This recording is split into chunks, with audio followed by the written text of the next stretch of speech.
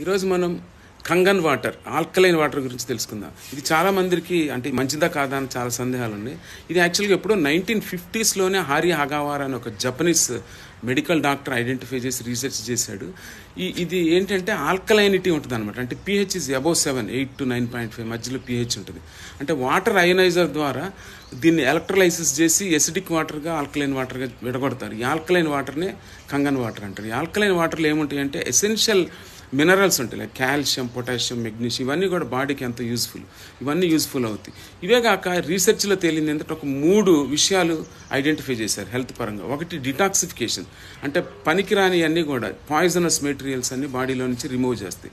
ఈ టాక్సిన్స్ని రిమూవ్ చేయటం వల్ల స్కిన్ కానీ లేకపోతే స్లీప్ కానీ అలాగే వైటాలిటీ, డైజెషన్ అంతా కూడా చాలా బాగా ఉంటుంది అనమాట.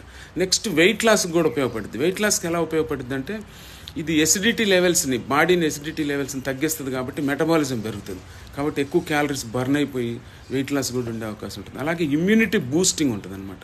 అంటే ఇమ్యూనిటీని బూస్ట్ చేయటం వల్ల, because of alkalinity, immunity Boost అవటం వల్ల చాలా ఇన్ఫెక్షన్స్ని మనం ప్రివెంట్ చేయొచ్చు, బ్యాక్టీరియల్, వైరల్, అలాగే క్యాన్సర్స్ని కూడా ప్రివెంట్ చేసే అవకాశం చాలా ఎక్కువగా ఉంటుంది. కాబట్టి this alkaline water is good.